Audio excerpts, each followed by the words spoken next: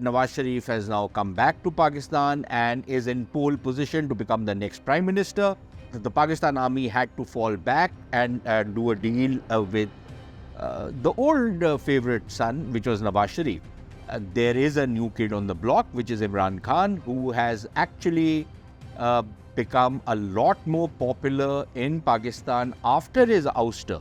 Frankly, Imran Khan still remains perhaps the most popular politician in Pakistan. And if Imran Khan is allowed to fight election, or his party is allowed to fight elections, then it's a no-brainer that they'll probably sweep the election. So he's had a problem with every single army chief whom he has appointed.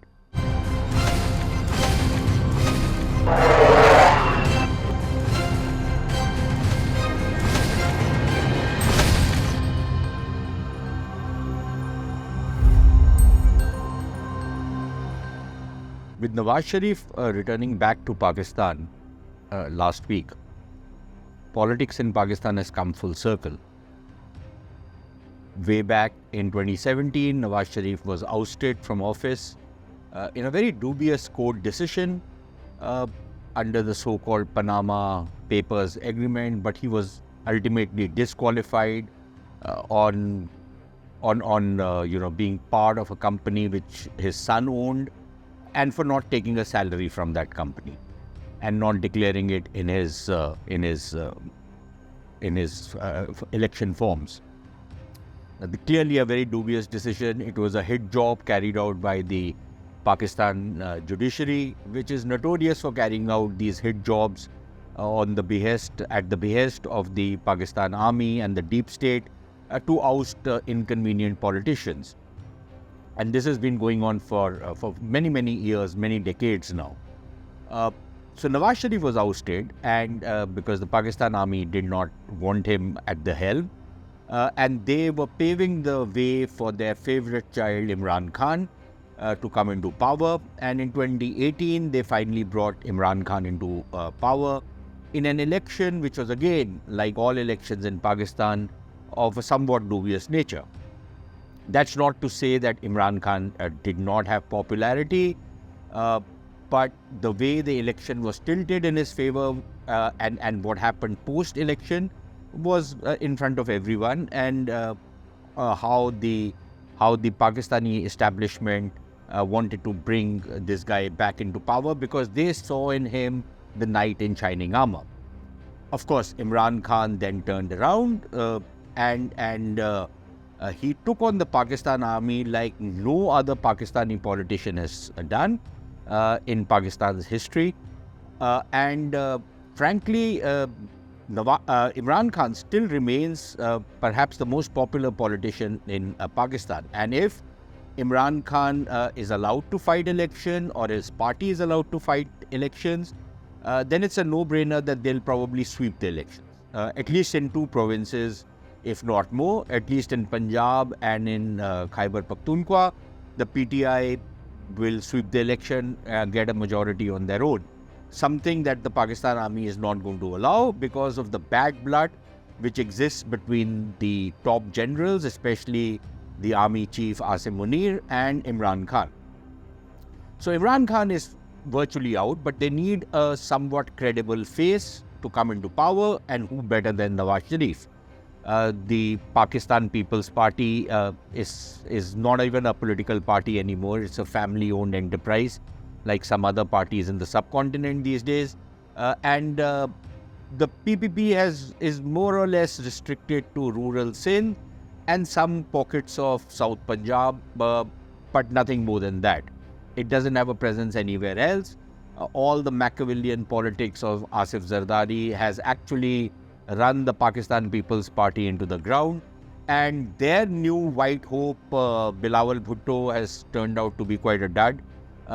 He really does not have any real connect with the masses, and so the Pakistan army had to fall back and do a deal with the old favorite son, which was Nawaz Sharif.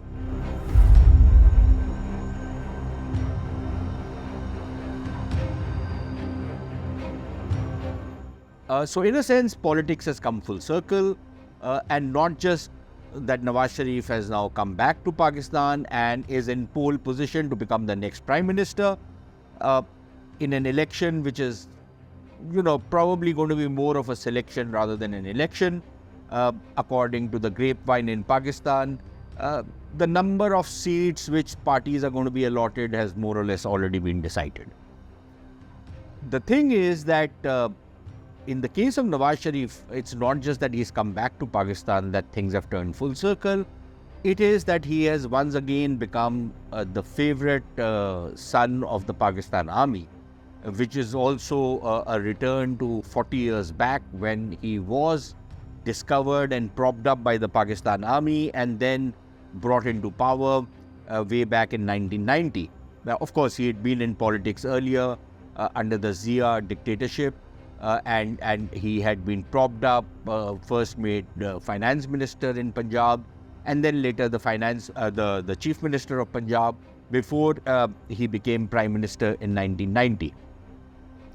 But Nawaz Sharif also has had a somewhat difficult history with the Pakistan army. He has probably appointed the maximum number of army chiefs in Pakistan's history, and he has also had the dubious distinction of having had very testy, very fraught relations with every single army chief whom he has appointed, and a very difficult relation with them. And invariably, he has been ousted by the people whom he has appointed to office. And that goes back all the way to Asif Nawaz Janjua, who actually died while he was army chief. And there was a controversy even back then that maybe Nawaz Sharif or somebody else had something to do with his death, which was utter nonsense. He died a natural death. But nevertheless, there were these conspiracy theories. But at the time Asif Nawaz Janjua died, there was a lot of bad blood between Nawaz Sharif's government and Asif Nawaz Janjua. Later on, with all the other army chiefs he appointed, he had a problem with Pervez Musharraf, whom he picked up, who did a coup against him. He then had a problem with Raheel Sharif. He had a problem with Bajwa. So he's had a problem with every single army chief whom he has appointed. And there is no reason to believe, and even Asim Munir is supposed to be his choice. He was not in power, of course. It was his brother who was running the government, but Nawaz Sharif was the man behind the PML Nawaz, which appointed Asim Munir. And if reports are to be believed, Asim Munir's clearance had come from Nawaz Sharif, who had dug in his heels on his selection. Like has happened in the past, there is no certainty that Asim Munir is going to have very good relations if Nawaz Sharif becomes prime minister. Now, of course, there is some speculation whether Nawaz Sharif will indeed be able to fight elections, because as of now, he has a number of court cases against him and he is technically disqualified from holding any public office. But I think he is going to go into appeal, and the expectation is that under the current judiciary, he will get relief and will be able to contest elections, and if he wins, which he is most likely to, he will become the next prime minister.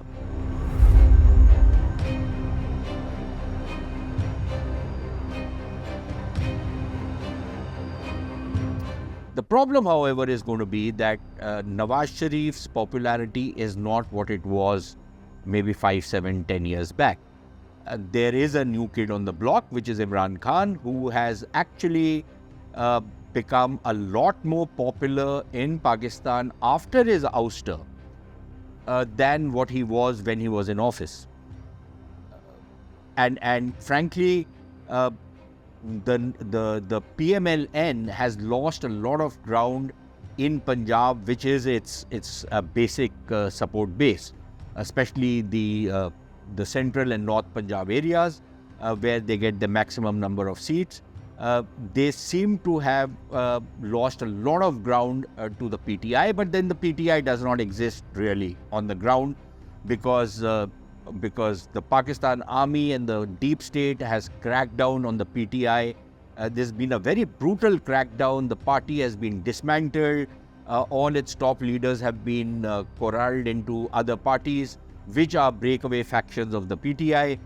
So virtually, there's not even a shell in many ways which is left of the PTI. And with Imran Khan likely to be in jail, I think PTI can be very safely ruled out from the election, which means that PMLN will have the run of the place when elections take place, perhaps in January or February 2024. But will it have the run of the place? I think the Pakistan army does not trust Nawaz Sharif. They might not be averse to seeing him back as the Prime Minister, but I don't think they trust him. So they're definitely going to make sure that they hobble him with a coalition of sorts, so that they can pull the rug whenever they want to from under his feet. That is, if he does not, if he tries to have his own agency, if he tries to do things which the Pakistan army does not accept or is not comfortable with. And what is important is to note that the Pakistan army has now inserted itself in a lot more domains than what it was earlier in. So earlier it would basically take care of some foreign policy issues, some security, actually all security issues, internal as well as external, and strategic issues. But now it's there in the economy. They formed this new institution, if you will, called the SIFC, which is to attract investments, but is now some kind of a supra finance ministry in Pakistan. So they have inserted themselves in a lot more areas than where they were earlier. They are in the anti-corruption National Accountability Bureau. They are in many other agencies and organizations, and so their tentacles have spread a lot more, as has their control, which means that any civilian government which comes into power will have to literally toe the line which is given to them by the Pakistan army, something which Nawaz Sharif is not exactly known to do. He's always wanted his own agency. He always thought he has his own agency, which he wants to exercise as the civilian elected leader. Even if he is selected, he believes he is elected. So I think there is going to be a lot of friction on that, and it is partly to ensure that that friction can be controlled, that there are these other new factions which have been lobbed off the old PTI, Imran Khan's party, and some of his satraps, some of his lieutenants like Jahangir Tareen and Parvez Khattak have set up their own parties where a lot of these so-called electables have gone. And it is believed that these guys will be able to, between them, able to grab at least 30, maybe 40 seats and hold the balance of power in the next parliament. Nawaz Sharif's party will not have a simple majority, and it will need to go to these guys to get the numbers. The PTI also is, the Pakistan People's Party is also likely, or at least that's being speculated, likely to lose some support in Sindh. That will be ensured, so that even if they manage to form a government, it will be as a coalition, not on their own, partly because they're not really in the good books of the Pakistan army. And this is despite all the bad-mouthing and abusive language which has been used by Bilawal Zardari against Prime Minister Modi, against India, against Hindus. Despite all of that, that has not rehabilitated the Pakistan People's Party as far as the Pakistan military establishment is concerned. So in a sense, if the legal hurdles are cleared for Nawaz Sharif, then he is in pole position to become Prime Minister of Pakistan for the fourth time, a record fourth time. Actually, he holds the record already by being the Prime Minister for the third time in his last tenure. But a fourth time Prime Minister is something that is now quite possible.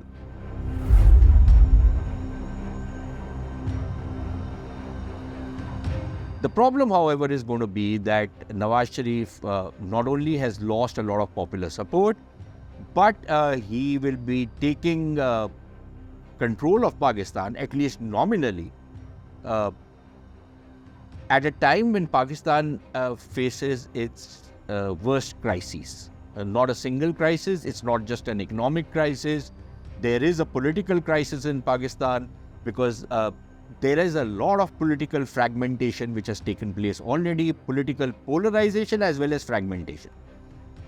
And what is important is that fragmentation is only going to increase in the next election because of the new forces that have been propped up by the Pakistan army. And right now, I'm not even talking about the Tehreek-e-Labbaik Pakistan, which is also a very a rabid Islamist organization, which is believed to have been propped up or at least supported or backed by the Pakistan army, which in one of the surveys, its leader was second most popular after Imran Khan.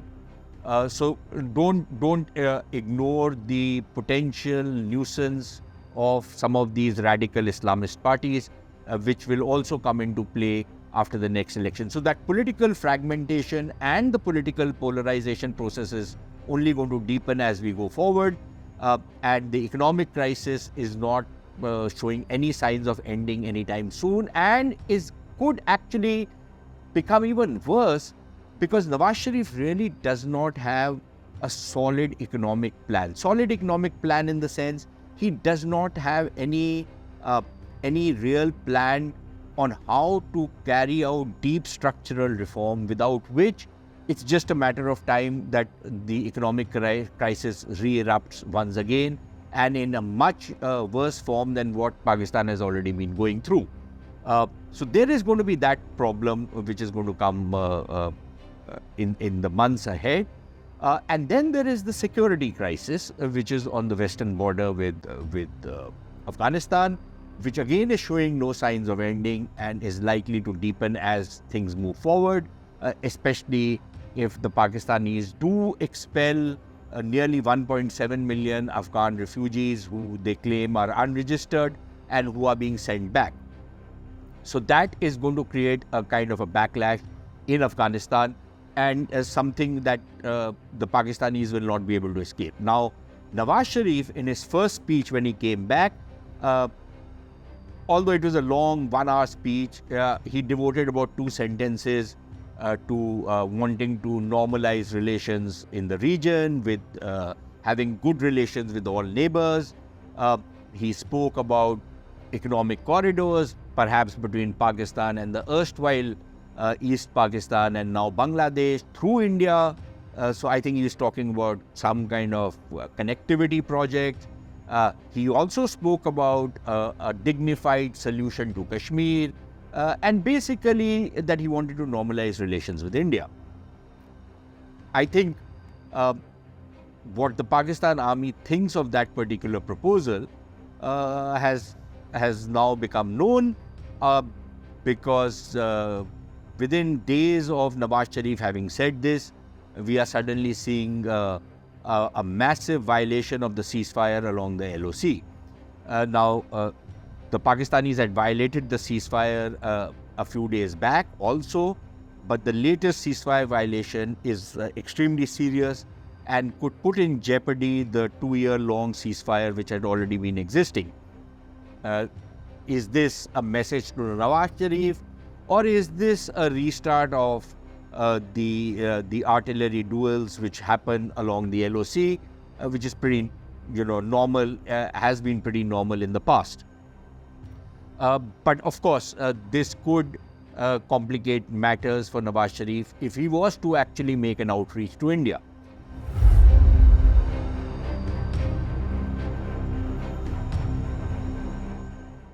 But on the India question, I think it's still not quite clear if Nawaz Sharif understands how much things have moved on over the last 5-6 years.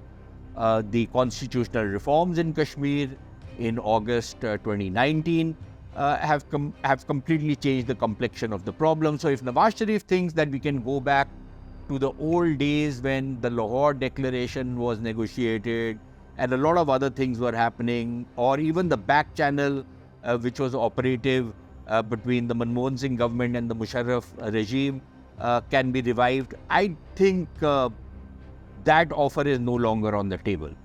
What is on the table is something much less than what was on the table earlier.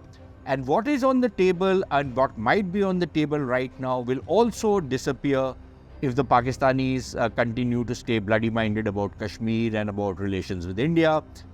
If they are not willing to wake up and smell the coffee, then even this offer will not be there. So their options vis-a-vis India are going to be constantly are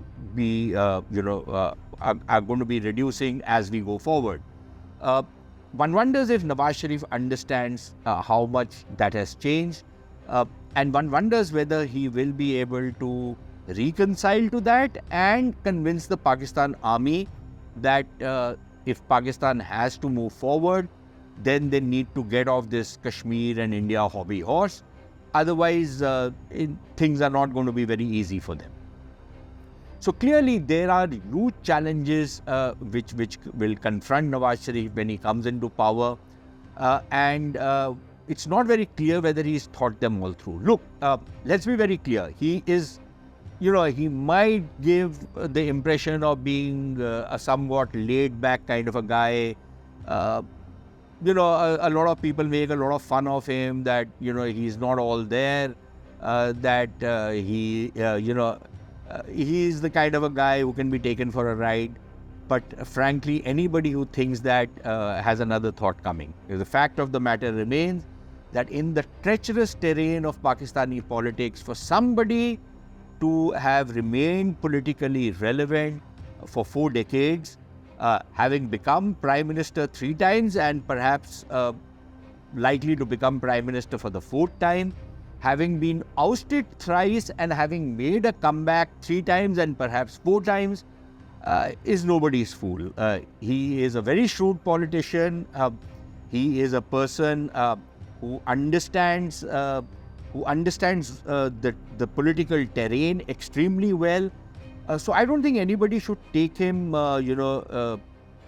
as some kind of a simpleton who's come into politics and who just has destiny working for him. I think there is a lot more to him than what he makes other people see. But it's also important to understand that he has a somewhat obstinate nature. Once he makes his mind to do something, he will go ahead with it. And that is something that the Pakistan army will be extremely wary about.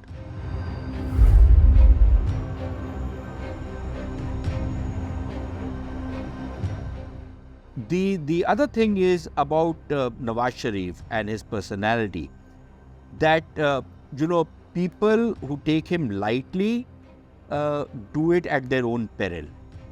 He is somebody who does not indulge in the kind of bad mouthing that a guy like Bilawal Bhutto, an upstart like him, a dynast like him will do. He will not indulge in the kind of ugly rhetoric which many Pakistani politicians do. He will maintain a kind of a decency. He will maintain some old world charms and graces, and that should not be mistaken for him being some kind of a softie. I don't think he's ever been soft on India. I think he understands that Pakistan needs to improve relations with India for Pakistan's sake, not because he's in love with India. He makes those reconciliatory noises towards India, not because, he has suddenly become some kind of an India lover, Hindu lover, or any such thing. Not at all. He is a very orthodox, conservative Muslim in every which way. But I think the politician in him sees a way out for Pakistan out of the logjam in which it is caught by improving relations with India. Maybe that's just a working theory. We don't know. But he seems to think that that is something which he needs to work towards. So that is something that I think India, if India takes off its rose-tinted glasses while looking at Pakistan, and does not, fool itself on what Nawaz Sharif is and is not, then I think there is no harm if Nawaz Sharif makes an outreach, if he takes an initiative.